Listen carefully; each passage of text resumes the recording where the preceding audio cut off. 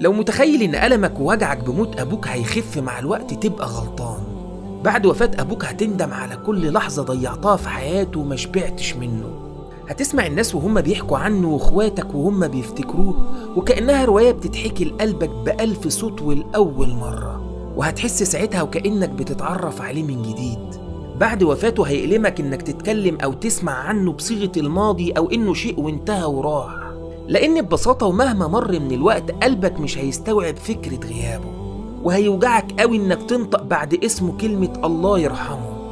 بعد وفاته هتفهم كتير عن طريقة حياته واللي ما كنتش فاهمها وكنت بتعارضه فيها، وكل موقف هيمر عليك في حياتك هتتمنى لو تجري وتترمي في حضنه وتقول له كنت انت صح، وهتقول وقتها قدرت دلوقتي بس افهم.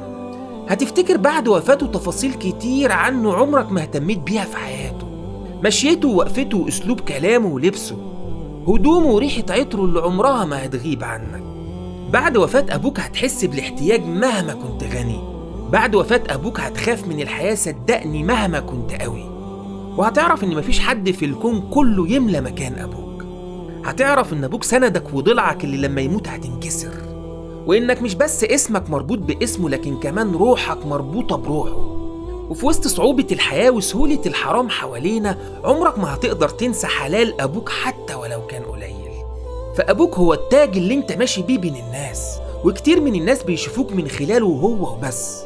فافخر واعتز بأبوك مهما كان، واوعى تزهد فيه مهما كان ضعيف، فضعفه ده ربنا جابر بيه حاجات كتير في حياتك مش هتشوفها إلا بعد وفاته. فمن دلوقتي ما تتكبرش ووطي على ايده ورجله وبوسها، فالايد دي ياما حنت عليك وسندتك. ولو كنت مثقف وابوك بسيط فاوعى تحسسه بضعفه لما يتكلم، ولو قال رأيه في موضوع حتى ولو كان ضعيف فخمه وزينه وفلسفه وحسسه ان امتلك حكمة الدنيا كلها.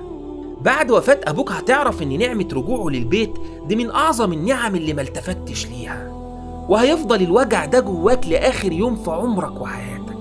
حاجات كتير مش هتشوفها إلا بعد وفاة أبوك. صدقني بعد وفاة أبوك هتشوف كل أب بشكل مختلف، وهتكون عايز تنادي في الدنيا كلها إن الأب هو الأمان فاستمتعوا بيه على قد ما تقدروا. ولما تشتاق له وتبكي هتعرف وقتها بس ليه الشرع عظم إحساس اليتيم، لأنه بيعاني لما بيشتاق لأبوه مهما كان حواليه من قرايب وأصحاب، ولو كان عمره 50 سنة هيهتز قلبه